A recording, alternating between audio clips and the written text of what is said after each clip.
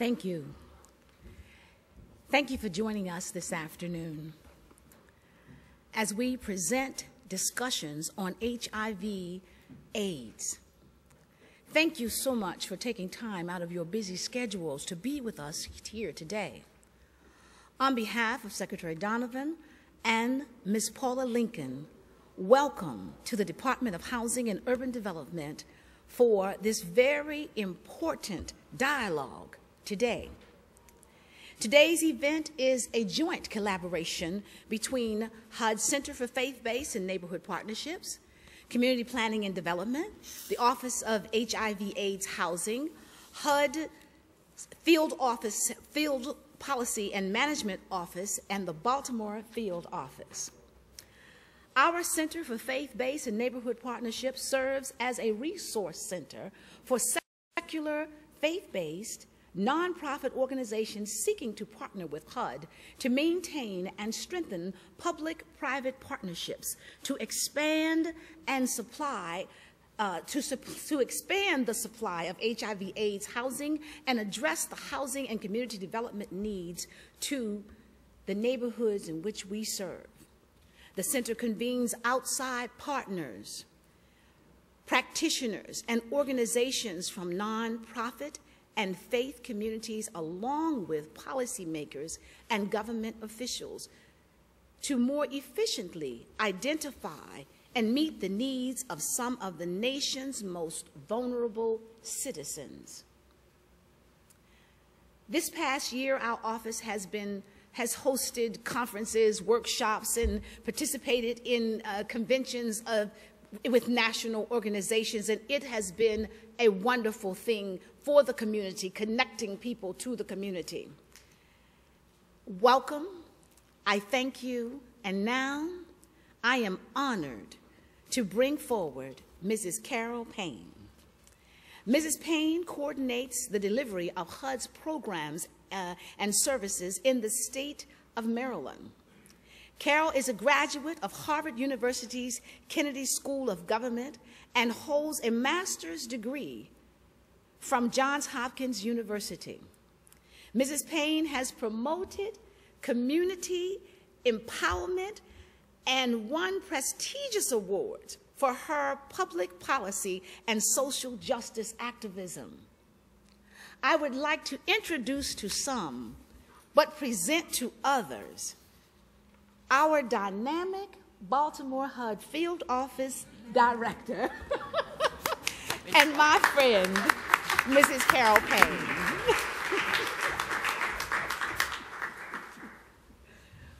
Wow, my mother would be so pleased. Good afternoon, everyone. We are really thrilled that you are here. This conversation today is very important. And as we think about the topic, I want you to reach inside and think about you and how you're going to take at least one something that you hear today that you're going to operationalize in your community, because we absolutely do know the issue of HIV/AIDS is I struggle with the right word, but we know it's an imperative for us to be responsive. And certainly HUD has the best platform as we think about HIV/AIDS and housing and health, because we are now very much involved in a HUD-HHS partnership. So we've got the right people gathered today, and I welcome you and thank you on behalf, as my friend BJ talked about earlier, our secretary, Mr. Donovan, but a special welcome from Ms. Pat Hoban-Moore, who is the, I always get her title incorrect, Director and Deputy Assistant Secretary for Field Policy and Management. And I want you to write that down, because wherever you're from, there is a field office of HUD, and you need to get to know the person in that office that stands in my shoes as the director. And so I welcome you from her office, and then also Jane Vincent, who is the regional director for Region 3, which involves Maryland, the District of Columbia, Virginia, West Virginia, Philadelphia, and Pittsburgh. And before I leave the podium, I need to give a very special thank you to my staff member. He is not here right now, but Mr. J.C. Shea, who is from the Baltimore Field Office, but works very closely for the Center for Faith-Based and Community Partnerships. You will see him. And the young lady that's sitting there in red, Dr. Kim Sidnor from Morgan State University. You are in great company today. This is a mighty imperative that we come out of this with some strategies and some ideas. It is a social justice issue that requires that we take action. Welcome again to the headquarters office of the U.S. Department of Housing and Urban Development. Thank you.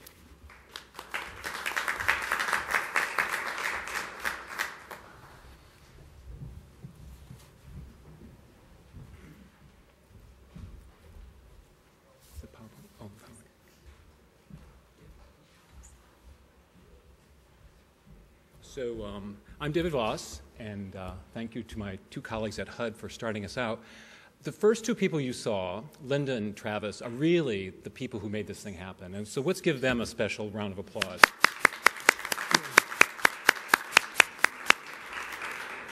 You know, I wanted to ask the question, why are we here? Why would you come to a meeting like this? Now, first of all, I know, and I thank the panelists who are going to be speaking. We know you know a lot about what can be done in community, and we really are privileged that you have agreed to speak to us today. I know my colleagues in the other parts of the department. We also started to know that it's not one office, it's not just one thing, it's how the whole thing works. And so in addition to the different parts of HUD represented here today, the other parts of the federal government, HHS, labor, justice, Veterans Affairs, and importantly the White House, which we're going to hear something about the National AIDS Strategy and what that means for us to do more. And I think you're here today too because you know that we need to do more. The issues of poverty and homelessness are now linked with HIV. And if we don't delink them and get people with HIV in stable housing and stable life situations, it's going to be devastating for them, and it is still for too many. And we can do something about that because we know so much about some of the solutions. We know that if you manage this, it can be a managed health crisis, a managed health situation, and better life outcomes for our clients. And so housing is really an important part of that, and I want to thank you for agreeing to be part of that discussion. How do you do? Yeah, just click this. Okay. Well, there's copies of this PowerPoint on your desk, so I won't go through all of it. But the real message is housing is part of the solution. And if we can help people get out of unstable situations, we can link them to care and make them participate in care in a significant way. Another aspect of this is disparities. So much about the issues of AIDS and poverty and homelessness is about disparities in our communities, and you know that in your own community. It's people who are not getting into care or staying in care in a meaningful way, retaining care. That's an important challenge for us. And one thing that really struck me, I guess I'm hitting the wrong button. Forward, I got it. In talking with Dr. Fauci, this 30th year of AIDS, something he said that really struck me as important. That, you know, first of all, we have science that tells us what we can do. But when we look at treatment and care in this nation, only 19% of Americans living with HIV are getting optimal treatment with their viral loads completely suppressed. And so many are challenged just to access care in a way that is meaningful in the other parts of their lives, as I said, to find stable housing, to link to services as needed, to be reunited with family. The other aspect of today's discussion is about the other challenges. HIV is also linked to stigma, discrimination, misunderstanding, fear, prejudice, and all those things that prevent people from getting care. And we can do something about that. So in meeting with our Assistant Secretary, Mercedes Marquez, who would send her remarks too, she asked our two offices, the faith-based office and my office of HIV/AIDS housing, what can we do together? that would help promote understanding, that would promote better results. And we decided that we'd try to outreach to our neighbors and our communities to do something. And one thing that those of us at headquarters are trying to learn, and we're not yet there yet totally, is that it's not here in Washington, but it's in the cities and the states and communities and neighborhoods where it happens. So we're so privileged that our Baltimore Field Office has joined us. Because it's not us at HUD, it's you and your community accessing our resources, accessing other resources to make a difference in your own community. And even if you don't actually run one of our programs, you can actually be really important to us as we do that collaboration and work to get the results and improve the results over time. And as Carol said, just do something, get started. And what we can do at HUD is we can pay for rental assistance, we can help develop community residences, we can help make sure they are continuing, we can help make sure that they link to services, we can help with community planning and helping your organizations understand the challenges, we can provide technical assistance. And we can help work with you on service coordination. And what you can do with us, even if you don't run these programs for us, is you can help connect clients to care. Because it isn't just about programs and government. It's about the human aspect. And so much about the faith-based work that has taught me in my work in managing programs is that sometimes people don't connect to care. And it's often the faith community that helps those people get through that connection, helps them understand that the road to recovery is available, and helps them and keeps them on the path to recovery. And it's more than just, you know, the service, the benefit. It's also the human connections, and your organizations and you as a people, and you as people committed to solving problems. You know, it's so great that you're working with us on this. We also hope to work with all of our communities to promote this message. So again, thank you to all our panelists who will be speaking to you, and thank you to each one of you who've agreed to make the journey today and to go from today, with Carol's idea, doing something more in your community. Thank you. And with that, it's my privilege to introduce our next speaker. We have two speakers from our White House branches. Alexis Kelly is our Deputy Director and Senior Policy Advisor for the White House Office of Faith-Based and Neighborhood Partnerships. And thank you, Alexis, for joining us today. Thank you.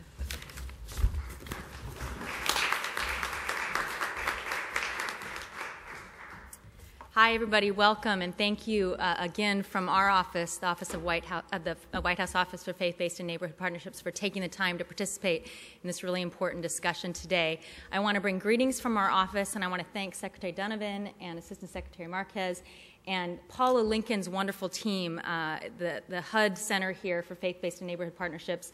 BJ and Linda and the entire team are just amazing. They are working on everything from Let's Move, so Carol and I have talked about that in the past, and tribal housing issues. I was just with them last week, so they are just amazing and doing wonderful things in this area as well. Thank you all for participating. As you know, faith and community leaders are critical to this discussion and to addressing issues around HIV/AIDS in our country and around the world. So we want to thank you for your interest, for your leadership, and for your engagement on this issue. I wanted to say a brief word about our office at the White House and the 13 agency faith-based centers that we coordinate. Joshua Dubois sends his greeting. He runs our office at the White House. Our mission is very simple. It's to build and support partnerships between community and faith-based organizations and leaders and the government in order to better serve Americans in need. So we do all kinds of work around public health with our HHS Center and work with Tim closely on HIV/AIDS and housing and a number of other issues. The real rationale behind the White House office is also, I think, the reason why you, as faith and community leaders, are so critical to addressing this issue of HIV/AIDS. And that is the critical value and importance of faith and community leaders to addressing the challenges facing all of our communities. Faith and community leaders are trusted. They're trusted leaders. They're trusted messengers. They know their communities well, and they know in particular how to reach the most vulnerable and hard to reach in their communities. Before I came to the White House, I actually ran our center at HHS, so worked closely with Tim, and whether it was H1N1 flu or HIV/AIDS, when it comes to critical public health challenges, faith and community leaders are essential to addressing health issues because they are trusted leaders, and in particular, I think because of the point David made about linking people to care. Secretary Sebelius, who was my boss at HHS, made the very important point when we first met with her, which was, look, there are community health centers, federally qualified and funded community health centers all over our country, but she meets with neighborhood groups and churches regularly who may not be linked to the very community health center that can help folks in their church and in their neighborhood. So she charged our center at HHS and the broader initiative with making sure we were engaging faith and community leaders to say, we want to make sure you know about the resources that are right down your block, and we want to make sure that folks that are vulnerable, in this case, folks struggling with HIV/AIDS, can link to the health resources such as community health centers that are already there in their neighborhoods. I think Jeff is going to speak about the national HIV/AIDS, first ever national HIV/AIDS plan, strategy, and the implementation plan, but we were very excited that the faith-based centers were lifted up in the implementation plan and charged specifically with working together to address this issue. So I just want to make a point about that. We worked with Tim, our White House office, the HUD Center. Reverend Terry Lavelle is here from the VA Center for Faith-Based and Neighborhood Partners. She's been part of that team. The HHS Center and the HHS HIV/AIDS office pulled us together with the White House office and HHS to look at ways we can work together and do outreach and engage with all of you around the country. So this roundtable is one way that the HUD Center is reaching out, and we're really excited and proud. In addition, the White House office held a webcast during June, National Testing Month, and to focus on National Testing Day. So we did a panel with our director, Joshua, and 3 faith leaders to look at and encourage faith and community leaders to connect with their local health department or health center and health partners in their community and link people to testing resources as a critical way of getting more people tested into care and also focusing on prevention.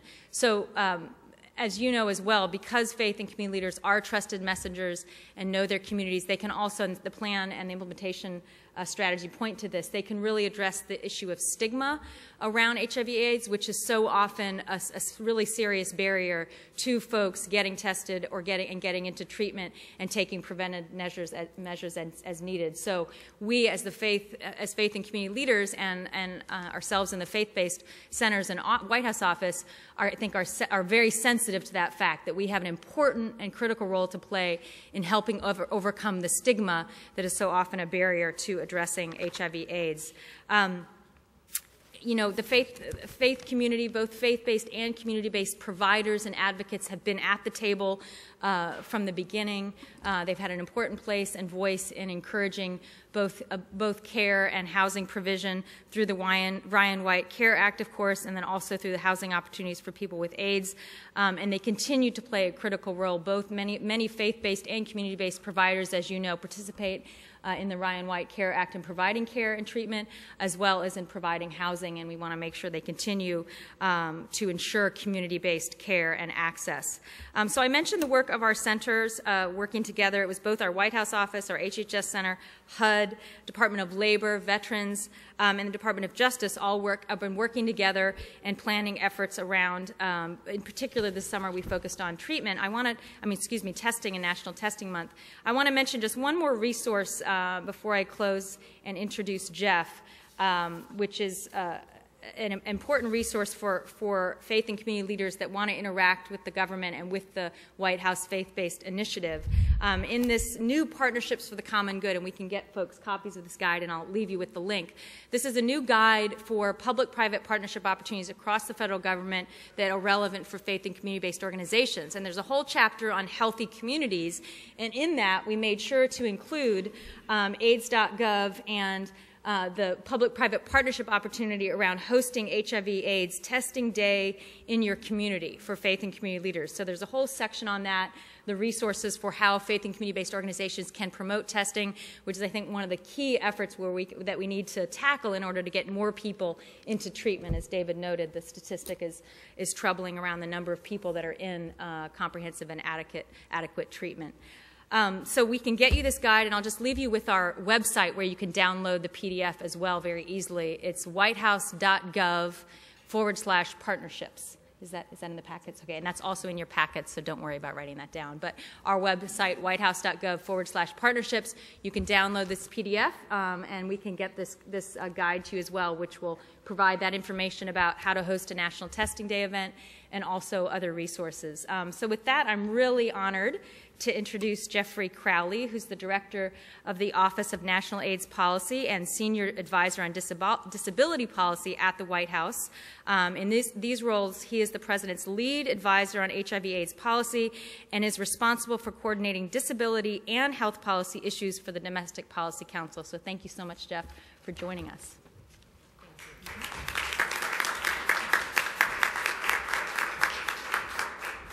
Good afternoon.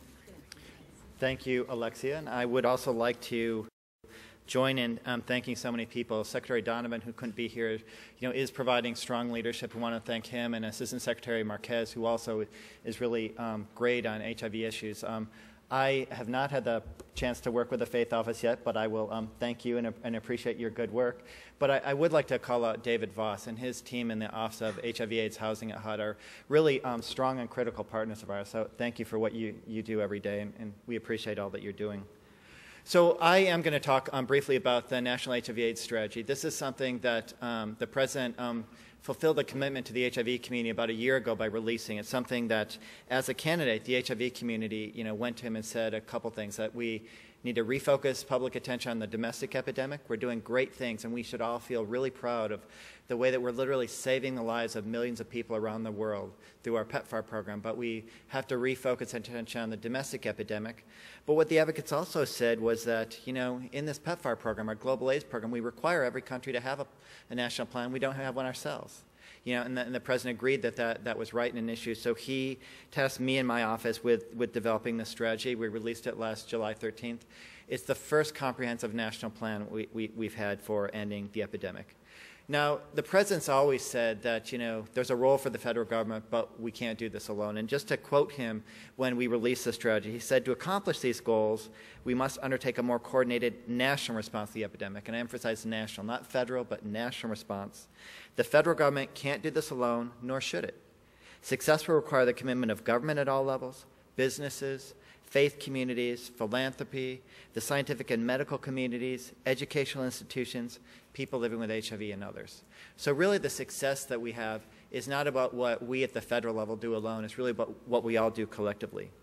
Now, when we look back on the first year since we implemented the strategy, I think we can feel really good. Certainly when I look at the work of HUD and our other federal partners, we've never seen this level of activity on HIV/AIDS and really trying to coordinate efforts across this big federal government than ever before. And I think that is beginning to pay off, but as these relationships get deeper and there's more collaborations over time, I think we'll continue to see that grow. But I'd also say we're just beginning. Now, I'm not going to go through the litany of things we did, but on the anniversary of this strategy, we released a couple of things. We produced a short update, implementation update, and it just shows some of the things that we think were significant over the last year, but also provides a direction of things we're going to be focusing on in the coming year. We also released a short video, and it's something that we hope that people will use to engage more people, because we think there's been a lot of energy on implementing this strategy, and we're really happy with all the people that have come to the table so far, but we need to keep growing the circle, and so hopefully that'll be a useful tool. So I encourage all of you to go to AIDS.gov, really easy to remember, AIDS.gov, and you can look at the video, you can get the implementation update, you can read the strategy, and all that. So I mentioned, you've heard me make a couple points already. It's not all about what the federal government does. So much of what we need to do to successfully implement the strategy depends on progress at the state and local levels. And it really depends on actions taken not only by governments, but by individuals and community-based organizations. And so in addition to all of the serious policy work that is needed at the federal level, so we're not saying we're not part of the equation, but in addition to that, there's much that HUD and the other federal partners can do to help facilitate a dialogue at the state and local levels. They may not be in the driver's seat, they may not be making every decision, but I think we see our role as facilitating a dialogue, and that's why meetings like this are really important, because hopefully you'll hear some things today, both to educate you about the issue, but also hopefully you'll come away with new ideas of things that you can do to help us out. I would say, though, that we've recognized this sort of broad role for communities and other stakeholders from the beginning. So just to give you a little history, when we developed the strategy, we actually held 14 community discussions all across the country. You know, in a big country, 14 isn't that many, but, you know, we tried to make a serious commitment to getting to all parts of the country, listening to as many Americans as possible. We had an online process. Community groups had meetings. Agencies had meetings. We really tried to just really listen to as many people as possible. So then when we had a strategy, we could say it wasn't just by people in a room that wrote it. It was really a collective process, and hopefully we've done that. Now, at present, though, again, we need more state and local efforts to implement the strategy. When we put it out, we released it last July. The President directed lead agencies to develop detailed operational plans. So HUD and other lead agencies did that, and we released them last February. Now we're encouraging states and local governments to do the same thing. So whereas HUD has a plan, they can say, to implement the strategy, this is what HUD's going to do. We think every state should do that themselves. We think local government should do it. But even if they don't, community-based organizations can do it themselves. Now, there's been some debate about how to do this, and I think there's always concern, especially people working at the state and local level. I think there's a view that they have enough responsibilities already and enough requirements from the feds, they don't want more. But I think we can say we need this, but there's some principles. We shouldn't be trying to duplicate efforts. Something's already happening, we don't need to really do it. We're not talking about creating a new bureaucracy. You know, we're not trying to come up with new reporting systems. But what I do think would be valuable is if the strategy itself is a roadmap. It says these are a small number of action steps. Focus on the populations at greatest risk. At the state level and the local level, we should be looking at how we do all this. How do we achieve all these key action steps? How are we integrating housing programs with healthcare programs? Right? So one of the things I would task all of you with, if you're with a state and local government, I think you should think about how you can do this. But if you're not, maybe you should be pushing your local governments to do it, or take them out of it. Do it yourself. Maybe you could come up with your own recommendations or come up with ideas. Again, our point is not to say these are the 105 things we need to do, but what are the small number of strategic steps we can take? And I think that plays out what we're trying to do at the federal level, but also at the state and local levels. So I think there's really an important role for all of you to play. Now, faith-based and other community organizations are really critical partners in making the implementation of the strategy a success. Some of the things we've heard already, certainly some of Alexia's key points, are really addressing stigma and discrimination, and in some cases ignorance that surrounds HIV/AIDS. You know, I have to say I've worked in HIV a long time, you know, since the early 90s. When I did these, you know, participated in these 14 community discussions, in some cases it was shocking how much stigma there really is out there, how much discrimination that people face. You know, so we need to do something about that, and we're glad that we not only have strong partners at HUD, but Department of Justice is here. They're trying to do something about this. There's a lot of people trying to do it, but you all can help us with that. You can help us in a serious way addressing stigma and discrimination in its many forms. Now, as we speak, CDC is releasing new data about the number of new HIV infections in this country. And the data show us that the HIV epidemic remains largely stable, although our estimate now, the annual number of new infections, we now say is roughly 50,000, or we say 50,000 or so occurred between the period of 2006 to 2009. Now, we used to say that we had about 56,100 infections, or 300 each year. We actually don't believe that incidence declined. They have a new method for estimating incidence, so we believe we have a more accurate estimate. We don't actually believe incidence has declined. But, you know, there's got to be a way for us to say that that's progress. If we have a stable epidemic when we have more people living with HIV, that's something. We can also say, though, it's too high. 50,000 new infections each year are really too many. There's a couple of points I want to make, though, about what these data tell us. So as in previous estimates, HIV infection rates remain stable across all groups except for young gay men, where there was an alarming increase in new infections. So previously, we estimate, CDC did what's called a meta-analysis, and they looked at sort of a compilation of all the studies estimating how many gay and bisexual men there are in this country. And their best guess is that they're about 2% of the U.S. population, about 4% of men. So these 2% of the population we previously said were responsible for about 57% of all infections in this country. We actually now believe that this 2% is responsible for 64% of all HIV infections in this country. About 61% are acquired sexually, and another 3% are for gay and bisexual men that also inject drugs. So that has grown. Women comprise about 51% of the population. They comprise about 23% of new infections. We used to say about 27%. 27, so a slight decline. And hopefully this is a sign of good news that we're making progress here. But still a very significant population and a population that demands important attention.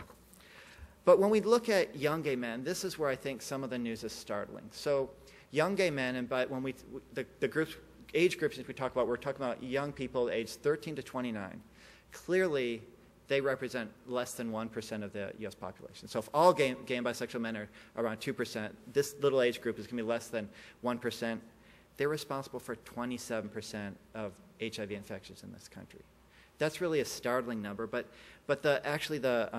the biggest thing that's most troubling about these new data is that the CDC estimates that from 2006 to 2009, the number of new infections among young black gay men increased by 48%. So that really should set off alarm bells. So the infection rates in 2006, went from 4,400 infections in 2006 to 6,500. So this really shows that we really need to focus in a new way on this population. And I would say that I would applaud the significant work that HUD has done in a number of contexts to make its programs more inclusive to LGBT Americans. And then lastly, I talked about different groups. We also know that black and Latino communities writ large are very disproportionately impacted by HIV. The trends or the relative share has been relatively stable. So again, not to recite every fact or figure, but African Americans are about 13% of the population. They're about 44% of new infections, so very disproportionately impacted. So these data present the challenge to us as a nation, but as I said earlier, we can applaud some success here. We've stabilized infections as we have more people living with HIV, and that in and of itself is a success, but we need to keep making further progress. Faith-based and community organizations can help us respond to HIV in all communities. They can help us by lessening stigma, by embracing all people, but they can also, they're often at the forefront of, with specific populations. We know that a lot of women with HIV are juggling competing demands of keeping a roof over their heads or keeping food on the tables, and then they struggle to take care of themselves or do what they need to keep themselves healthy. We know that faith-based organizations provide critical support to a lot of women living with HIV. We definitely need to keep that up. They can also, though, help us really do a lot more to educate all Americans to lower stigma, and we don't need to blame people who become infected with HIV. In fact, sometimes we hear some moralizing. We hear sort of people say things like, well, their behavior brought it on themselves. And, the reality is we have data that in a lot of cases, people's individual risk behavior doesn't predict their chance of getting infected with HIV. So don't mishear what I'm saying here. How people behave matters, So we do want to encourage all people to live healthy lives in ways that lower their risk for getting HIV. But we also know that we try to explain some things and we try to make judgments that don't always bear themselves out. So if you were trying to look at, well, why is it that black people are more likely to get HIV than white people? Or in the specific case where I can cite data, if we talk about gay men, why is it that black gay men are so much more likely to get HIV than white gay men? Too often, just the way we all think, I think we're quick to sort of believe certain things that aren't true. People want to believe that they're having more casual sex partners, that they're doing more drugs, that they're engaging in more unprotected anal sex, or things like that. The data actually bear that in many cases they're engaging in lower risk behaviors, but yet they're still at high risk for HIV. And some of this comes down to a number of complex factors, but a big factor is just this higher prevalence of HIV in these communities. So it's not about their individual risk behavior, there's just so much more HIV around them that their chances of getting HIV are greater. I think that faith-based partners can really help us break through that.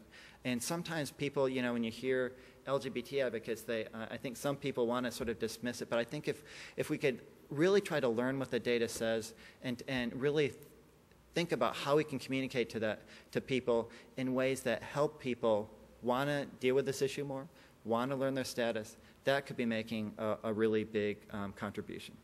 Now, I didn't come here to get in the weeds, and I've touched on many things that could be much fuller conversations.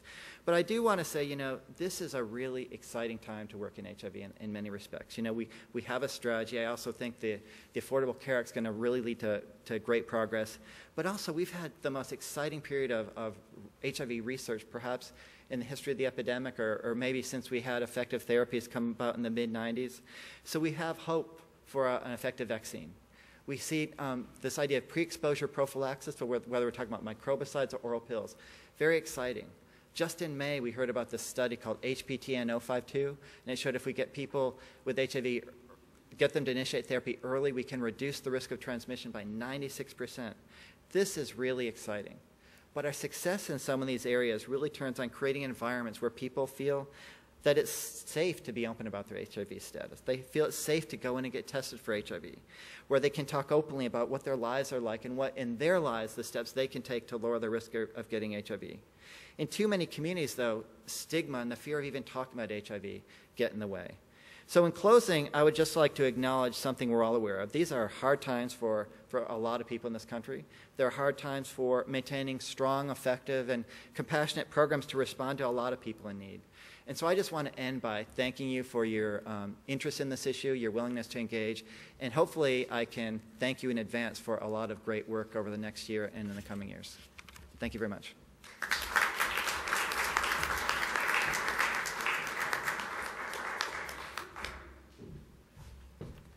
And thank you to our two guests from the White House. It's, you know, one of the things in the federal government is that we do what they want us to do as fast as we can, and we try to make it as good as we can make it. And I know our other federal partners believe that, and we thank you for your leadership because, frankly, it is true that in this last year we've done more collaboration to make better sense of our HIV programs than we've ever done before. So thank you for the leadership on that, Jeff, and for the work in the faith-based office as we go forward. In talking about our federal partners, we're really privileged to have Dr. Harrison join us. He is newly assigned to a new office in HHS, the office coordinating the larger department, you know, our federal government's largest department. And importantly, he's done a lot of important things and related to this behind the scenes too, working on the Minority AIDS Initiative, for instance, reaching communities that have been underserved and face discrimination in so many different ways. So we're really privileged to have him join us today as part of our federal partnership. Dr. Harrison?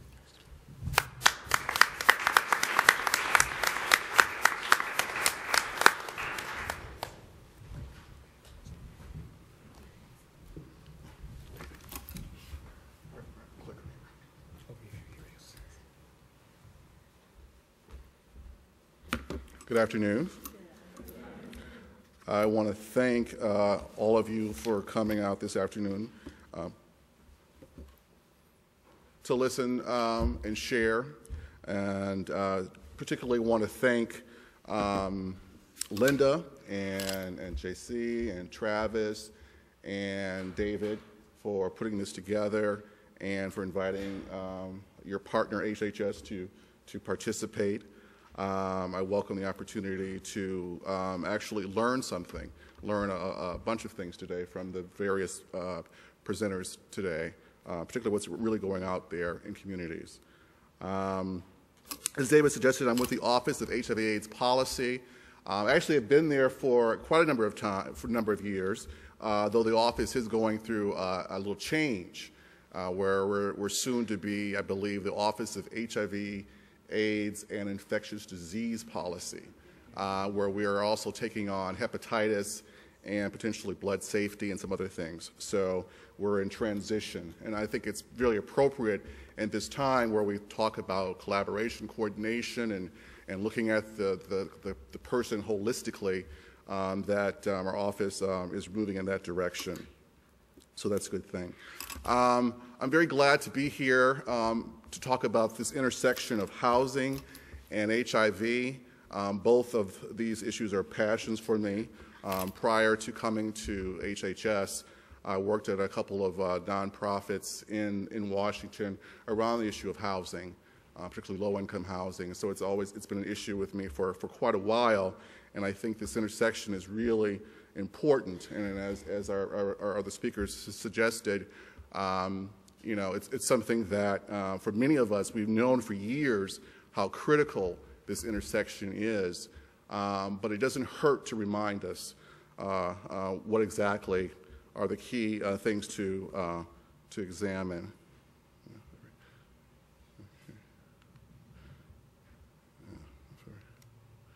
I'm sorry, I'm a little technically challenged here. There we go.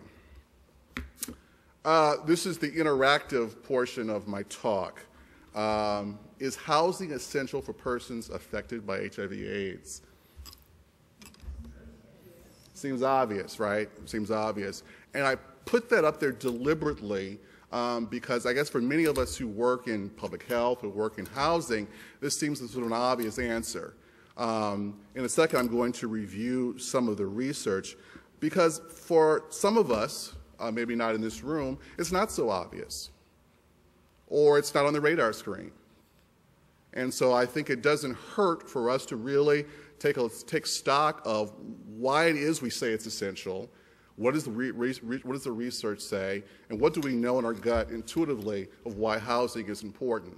Secondly, I use the word affected because the outstanding programs like HAPA and others who support people who are infected with HIV is critically important, but we also must not forget those who are at risk. I mean, there's the two-sided coin here, that housing stability, housing security is important for those at risk and for those who are infected. So what do we know? There's a growing consensus among HIV/AIDS experts that HIV prevention strategies will not succeed without attention to structural factors.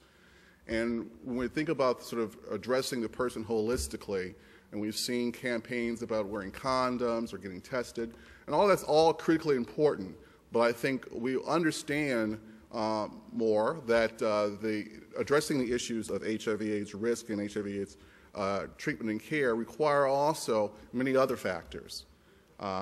Looking at substance issues, we're looking at mental health issues, looking at poverty, looking at stigma as we've begun to address. All of that is critically important, and housing is right up there with them. And going through some of this, I should say at the outset that this is both in terms of how housing, or I should say the lack of housing, can be a detriment to health outcomes, but also what the benefits are when housing is there, when stable housing is there. Homeless or unstably housed persons are 2 to 6 times more likely to use hard drugs, share needles, or engage in high-risk sex than stably housed persons. Among persons already disproportionately impacted by HIV/AIDS, men who have sex with men, persons of color, homeless youth, IV drug users, etc., lack of stable housing has a significant independent impact on HIV risk behaviors and rates of infection. Over time, persons who improve their housing status reduce risk behaviors by half, while persons whose housing status worsens are 4 times as likely to increase risk through activities such as sex exchange. Proven HIV risk reduction interventions, including counseling, needle exchange, and other behavioral interventions, are less effective among persons who are homeless, unstably housed, than among those with housing. Housing improves access and adherence to antiretroviral medications.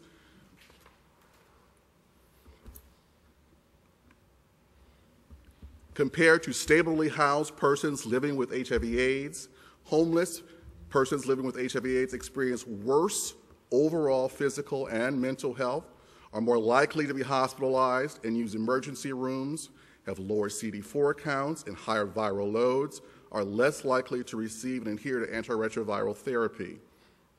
Housing status is a stronger predictor of health outcomes than individual characteristics such as gender, race, ethnicity, or age, drug and alcohol use, and receipt of social services. Access to housing enables persons living with HIV/AIDS to get into care and stay in care. Over time, housing status is among the strongest predictors of timely entry into HIV care. Persons living with AIDS who are homeless at the time of AIDS diagnosis are significantly more likely to die over a 5-year period after controlling for medical status and other individual characteristics. Improved housing status also has a significant impact on mental health status and is associated with improvements in depression, perceived stress, and other mental health indicators. There's emerging evidence that shows that outcomes from housing interventions improve with quality housing, and in the case of supporting housing with adequate on-site services, including support with adherence to HIV therapies. The unique nature of HIV disease makes housing an especially effective intervention.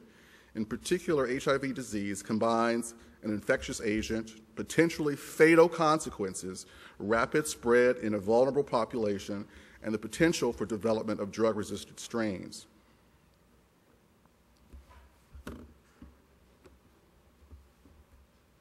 Both the HIV epidemic and homelessness in the United States are concentrated among persons marginalized by race, gender, abandonment, criminal justice involvement, mental illness, substance use, and violence and abuse.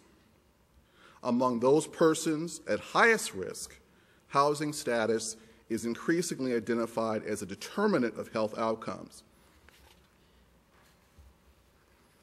And there are several studies that have shown that the effects of housing and HIV risk in health outcomes are greater for African Americans than for any other racial ethnic group. A lack of stable housing is a significant barrier to highly active antiretroviral treatment. Use among persons recently released from incarceration with homelessness strongly associated with a lack of heart use. An ongoing study of United States veterans living with HIV shows that 44% have experienced homelessness and 11% are currently homeless, and HIV-infected veterans who have experienced homelessness are more likely than those who have not yet to be hospitalized. Studies consistently find strong connections between housing instability, HIV risk, and victimization. And I would say, I'm going to stop there, because there's so much more in terms of the research and evidence.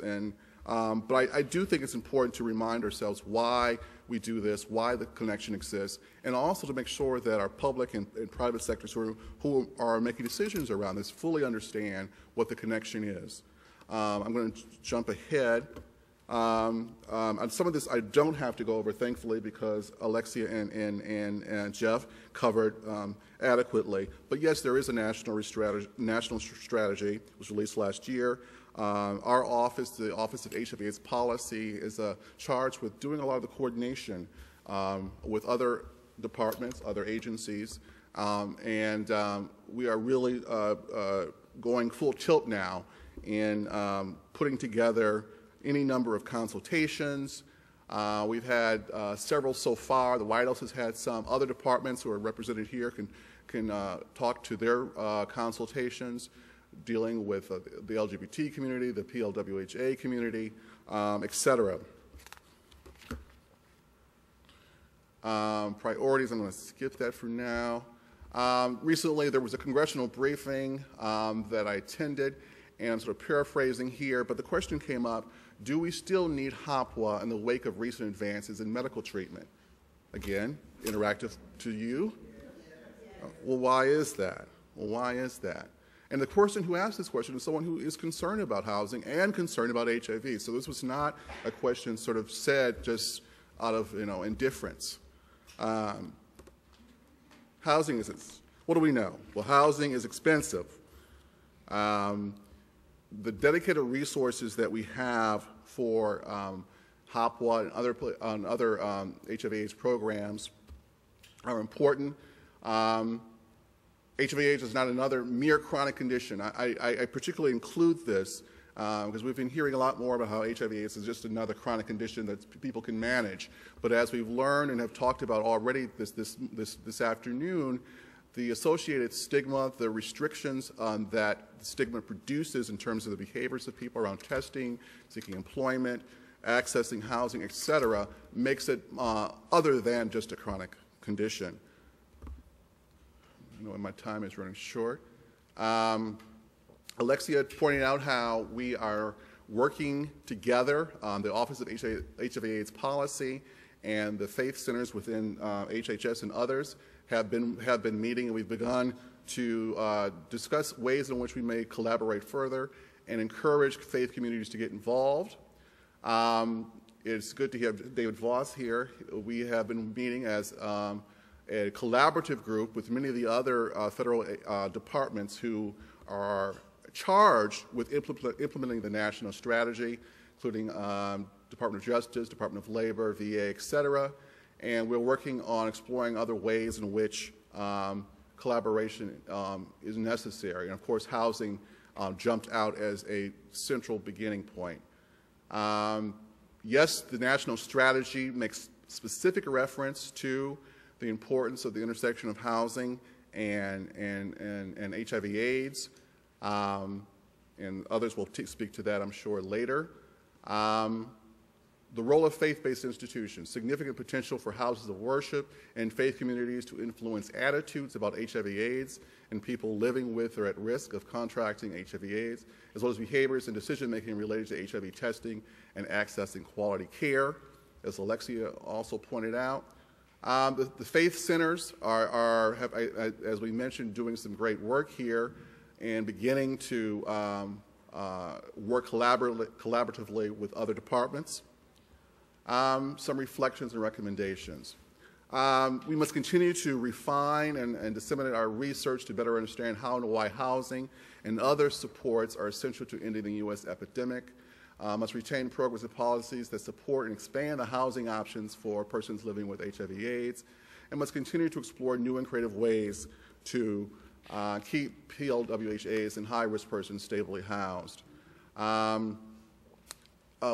Specifically with regard to HIV/AIDS, you must increase awareness and education about HIV/AIDS, must address HIV/AIDS related stigma and discrimination, must have an appreciation of the real experiences, challenges, and opportunities of persons living with HIV/AIDS. We recently held a consultation meeting with folks living with HIV/AIDS, and I think it's always a good time to take stock again of what exactly are the real experiences of folks as they navigate our systems. AIDS.gov was mentioned. I encourage you to go to it. Miguel Gomez, who's director of AIDS.gov in our office, and they're doing a really terrific job of documenting what has gone on. There are many blog posts that sort of summarize some of the key meetings and consultations and issues and other things going on. So it's a great sort of portal for accessing information.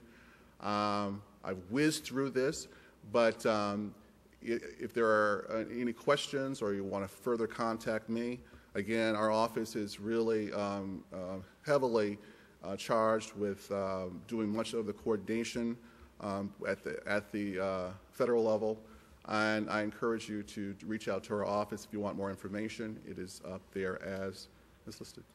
Thank you.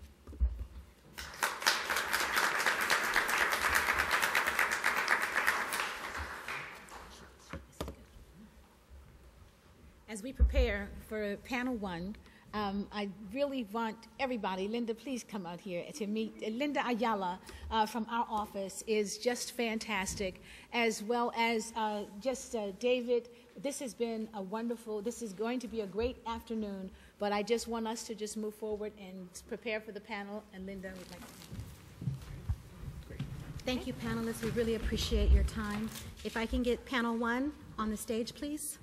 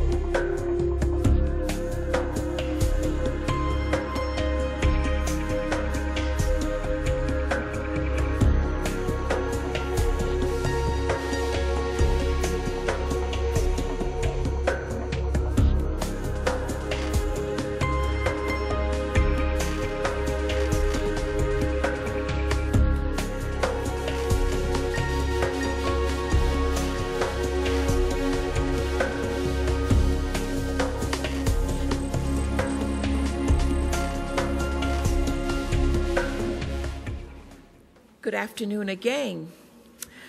I have the, well, I'm going to say, excuse me in the corner. Thank you. Good afternoon, everyone. I have the distinct pleasure of introducing to you Dr. Kim Sidnor. She has many, many, many, many titles, but one that is particularly important. She is the chair of Behavioral Health Sciences at the Morgan State University School of Community Health and Policy. That's a lot. But a personal title for me is that she is my dissertation advisor. And she would like me to be in the back writing. As we talked earlier today, JC and I have a mighty challenge. But I want you to know just a personal note about Dr. Sidnor and from whence she hails. Her father is Dr. Vernon Dobson. And for those of you who know anything about Baltimore City and who know anything about the church and who know anything about community development and empowerment and civil rights in Baltimore City, it really lays at the feet of her father and several other ministers in the city. So she brings to you not only an understanding of the science around the issues that we are talking about, but she grew up understanding what it means to bring community into the conversation and to allow the community to drive the conversation. She will be the moderator for the panel, and I want you to give her a rousing welcome for me. Thank you.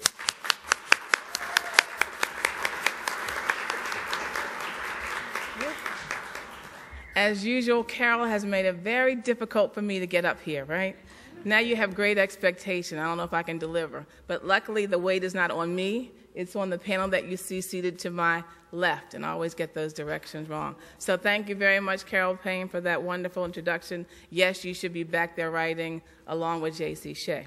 In any case, thank you, HUD, for having me be part of this panel today. I was really honored and pleased to be part of this discourse and to see such a wonderful event that has all the hallmarks of public health written across it, very large.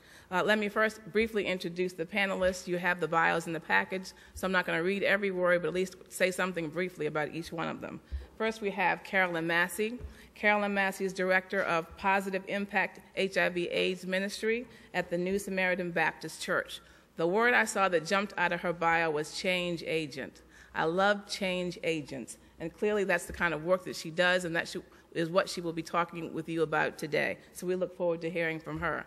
Next, we have Mr. Martise Mills, and I talked with Mr. Mills before, and he wanted me to let you all know that he is a recovering banker. So we have a recovering banker in our midst who will be able to talk to us about micro-enterprise and development, which was really critical to a number of communities and their viability. Next, we have Mr. Patrick Sheridan, Senior Vice President, Housing Development, Volunteers of America. We did not have an opportunity to speak, but clearly what I saw that jumped off the page was his experience around multifamily housing program development and administration. And that's obviously an issue that we care about deeply and that he will inform us on. And then finally, we have Allison Nickel, Chief of Disability Rights, Civil Rights Division, U.S. Department of Justice. And she also has, I think more importantly, she's Special Counsel on Disability Issues to the Office of the Associate Attorney General and serves as the Department of Justice liaison to the White House Office of National AIDS Policy on the National Strategy on HIV/AIDS. Government loves those long titles, don't they? Bottom line, she's somebody important who has an important word to say about rights and advocacy, right? So I think I have 2 more minutes, Linda, and I'll keep within that time frame. I had a whole speech written out, so I want to say, David and Jeff and Tim, you blew it for me, because all the things I had in my speech, you basically encapsulated already before I came to the table. So thank you for that. But I did have notes, and I'll have evidence that I did my prior homework. But what I wanted to say was, as a public health practitioner, and I do consider myself to be a practitioner of the work as much as a scientist, I am so happy to see public health as the framework for all that's going on here at HUD. I just said to Ms. Massey that if HUD can implement what it already put in place, we will see huge impact on the issue of HIV/AIDS, not only for the HUD-served community, but for the larger population across the United States. So I really applaud you for the work that you're doing, Travis, for the vision of bringing together this day. And I think that as long as we keep these frames in line, you can't go wrong. In public health, we have these words that we throw around that people like to use: social determinants of health, which just says exactly what Tim talked about. Context matter. Jeff talked about it. People have behaviors that have impact, but where you live, what you do, what that environment is like, both in terms of the social environment, the physical environment, the economic environment, has an impact on people's health and well-being. And we're not just talking about the physical health, we're talking about mental, emotional health, which is critical to overall health and well-being. So I'm happy to see that's on the table. And the other term we like to use is health equity. So we talked about the unequal distribution of health, and we know that's not a random effect, and that's something we can do something about, and I'm happy to see HUD and its partnership doing that. And then our third kind of big frame that we love is community engagement, and that is written all over what HUD is doing. Without engaging the community that you're attempting to serve, you will have no impact. So having HUD, HHS, faith-based institutions, other organizations, the economic sector, the science sector, all come to play to bring this into problem solving, I believe you have quite an effective model. So I look forward to see your work going forward, and I'm actually going to take today's forum and have it as part of a case study for my Intro to Social and Behavioral Sciences class, because I think this is a wonderful example of how partnerships, interagency collaboration come together to solve problems. So, without further ado, Ms. Massey will come forward.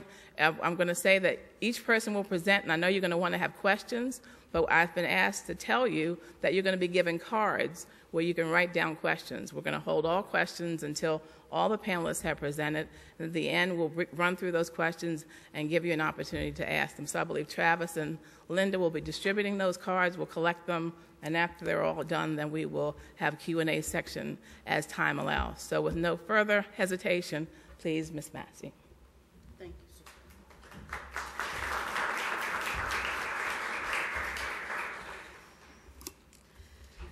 Well, here we are. I think you all did it now. You invited places of worship into the house.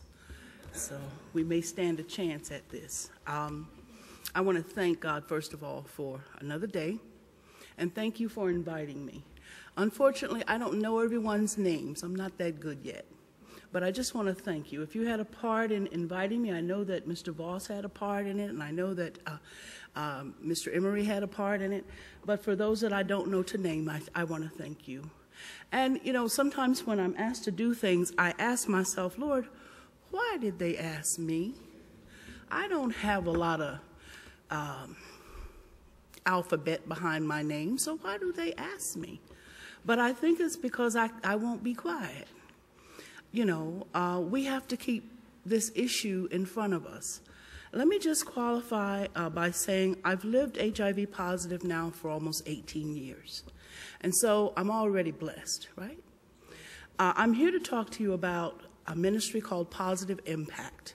That name came from our bishop and our co-pastor.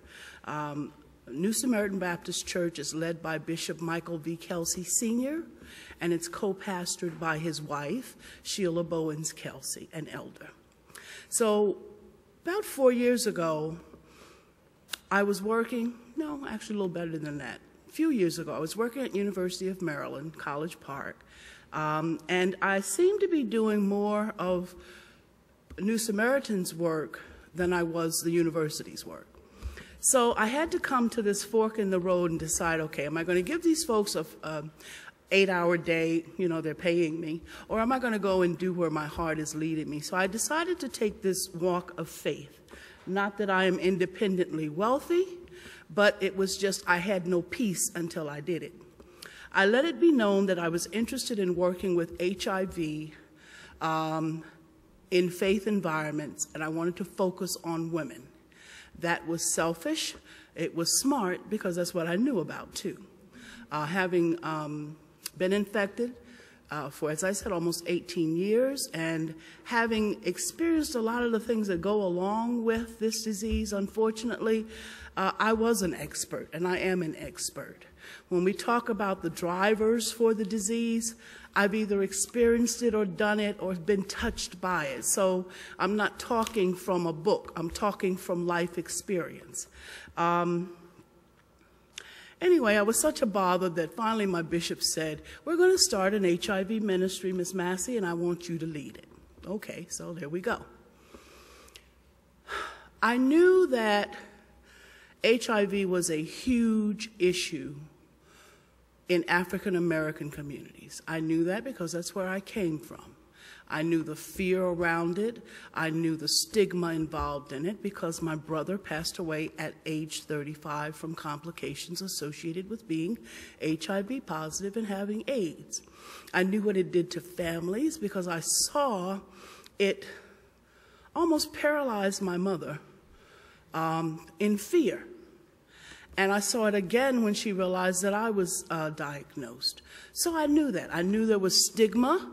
I knew people didn't talk about it because we called it cancer. We wouldn't call it HIV or AIDS. So I knew some things going in.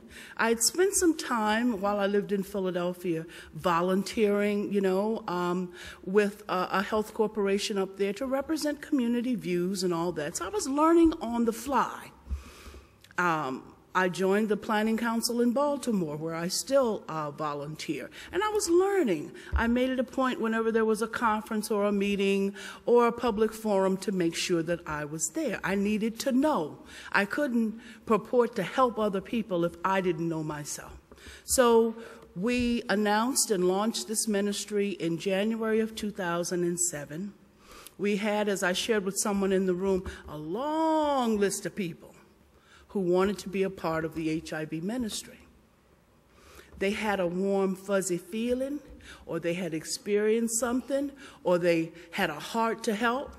But when people found out we were not going to be baking any cakes and making any pies or doing the things that, you usually think about ministries doing, at least that I think of, the list got a little shorter. Then when people realized that we didn't know everything we thought we knew, the list got a little shorter. When they realized that it wasn't something you could just do on Saturdays or once a month at a meeting, the list got a little shorter. When they realized we were going to be talking about issues like homophobia, the list got a little shorter. So the list just kept getting shorter and shorter and shorter. But what we found out, the ones that sticked and stayed were willing to go the distance. And it's just like anything else that I've experienced in faith environments. You have a faithful few.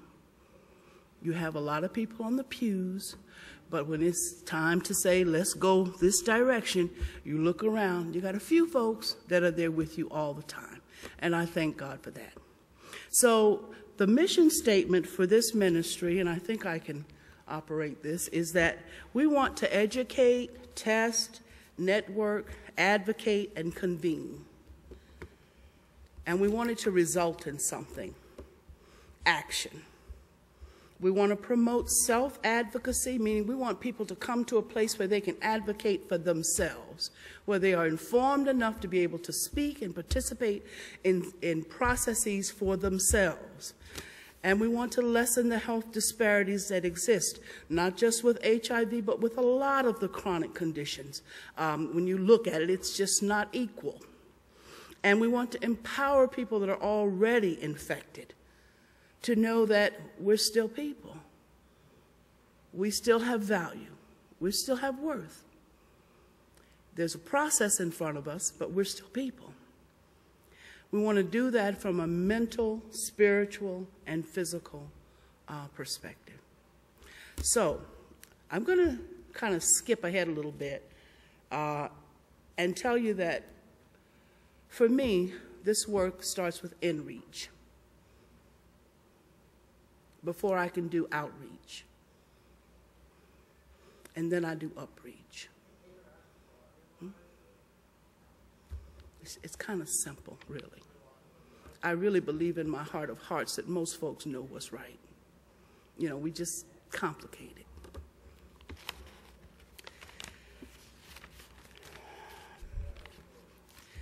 The strongest impediment to ending HIV and AIDS in faith environments is the reduction of stigma. That's my opinion. It includes addressing negative stereotypes about the disease, as well as negative views about homosexuality. That's my opinion. It's based on what I have observed, what I have researched, what I have seen among learned people in the field, from people that are clergy, from people that are lay ministers, from folks that are infected sitting on the pew and scared to say anything, from people that are still on the sidewalk, want to come in, but won't. It's stigma. So that was the end of my presentation. I'm going to go to the meat of what I have to say, and that is talking about what we do. Now, I tried to use my good sense and say, okay, if we're going to have an HIV ministry, let me try to find some folks that have had HIV ministries before and see what's working for them and what's not in environments similar to ours, you know, kind of be a little bit scientific anyway. And let me try to stay abreast of what's happening in the field, connect myself with people in public health, you know, stay active, go to the conferences, come to the panel discussions, learn as much as we can, and see if we can get in the middle of it and kind of shake things up. Well, because we had volunteers who were at all different places in their understanding of the problem, we had to assess how far people were willing to go, what they were working with when they started, what needs to be done, what our infrastructure will allow us to do, all of this under the vision and authority of our church leadership. Now, that's kind of complicated in and of itself. Then think about the fact that every church environment is different. Every leader is at a different place in his or her own reckoning with the issue of how do I lead my flock, my congregation, around this issue of HIV. How can I be responsible, but I've got to be, if you're a Baptist, biblical, okay? So rather than worry about the whole universe, I tried to focus in on New Samaritan. That was my charge. We started doing community resourcing meetings where we invited other churches in to talk about where they were in reckoning around this issue. We invited some of the community-based organizations. We invited some of the consumers and neighborhood folks just to come in and have some conversations to kind of see if we could begin to form some kind of a framework within which to operate. What we found was that people were all over the place. But as we dug deeper and deeper and deeper, we saw that there were some places in this country that was similar to Washington in terms of being an urban area. The demographics were kind of the same, where people were doing some extraordinary things. One of them is in Michigan. And they were doing it at such a heightened organizational level, but it didn't happen overnight. So I had to put all of my ideals aside for a minute and say, okay, Carol, you got to bring this in and take it back to where you really are at New Samaritan. So that's what we did. We asked folks, what are you willing to do? What's your availability? What do you know about HIV? How do you feel about HIV? Are you willing to disclose if you're positive? Have you ever been tested? Do you know your own status already? Basic stuff. And what we got was kind of a cross-section. We got some folks who have been advocates for years. We have others who are seniors and just want to help. They don't care. They lost their grandchild to HIV and AIDS. We've got other people that are still wondering, just curious, want to help, but just still curious, a little reserved. And then you got me. My background before I became positive was in employment and training. I worked as a counselor. I did assessments, pre-employment. I was a personnel manager, and I sold insurance. I mean, I've got a whole lot of jobs behind me. But also, I did some other things that you don't put on your resume. I was addicted to drugs. I was in a relationship where I was abused physically and emotionally. I've been raped as a child. You know, these are all things that I share, not because I want to see the shock value, but because I want you to understand that when I start representing people, I'm not just talking about what I can read in these textbooks. We really have to, particularly in ministry, be able to empathize with where people have been, you know, and what impacts their actions.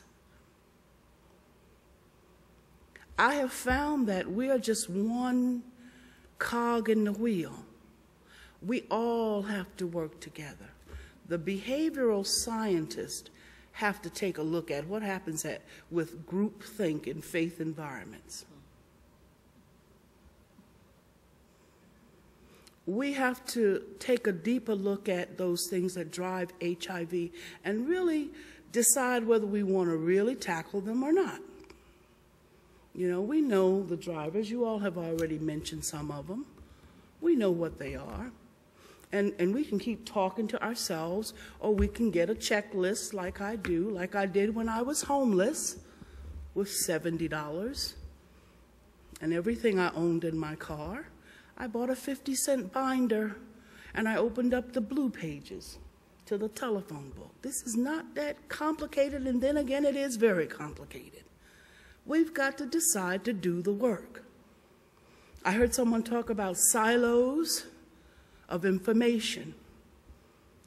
That exists in everything you look at in life. Things are separated. We like to compartmentalize things. That's the way we do. But we've got to begin to tear down those kinds of strongholds. It keeps people from talking to each other and sharing information. HIV just kind of goes wherever it wants to go. Moves in and out, up and down. But we're in silos. That's not going to work. So at New Samaritan, we decided to do what we could do. 2 of our members have become counseling, testing, and referral certified persons for the district. We have 2 more that are currently set up to go through that certification training. We have a 24/7 1-800 hotline where people can call. So if the phone rings at 3 o'clock in the morning and someone wants to get tested because they've had unprotected sex, we will talk to them and we will help them. We work with the church. In our church, we have what's called executive directors. There's an executive director of planning who does all of the planning for our church and how the ministries will work together and assist our bishop and all of that. We worked with her, and I think through consistently talking, we were able to get that message of integrating messaging between ministries. You know, if you've got a youth ministry, a real men's ministry, a Daughters of Destiny ministry, a women's ministry, a seniors ministry, you've got a helps ministry, administrative ministry, you've got 50-some ministries. And our goal in Positive Impact is to do HIV prevention. Then there's a message for each one of them. There's a message that can be given. It doesn't have to have HIV labeled all over it either. The bottom line is to get people to change their behaviors and to know their status and to get in treatment. So we kind of decided not to go directly for the bullseye, just to kind of hit the target. And of course, there's an awful lot of prayer involved in it too. So we decided to work between ministries. We decided to use MOAs with AIDS service organizations to come in and to do what we are not equipped to do. We decided to do some looking at other places where there were faith organizations assisting and supporting AIDS service organizations. One example is the Project Shalem up in Baltimore. Hope Springs organization up in North Baltimore, and the HIV clinic, JOCS initiative, the University of Maryland, the Infectious Disease and Environmental Health Administration of Maryland. All of them kind of came together along with faith-based organizations throughout the city, and they were able to test extraordinary numbers of people. So there are lots of models, and I see my time is up. As you can see, I love to talk. So if I can share more with any of you about what we do, I certainly will do that. And I believe the handouts are in your packets. Thank you.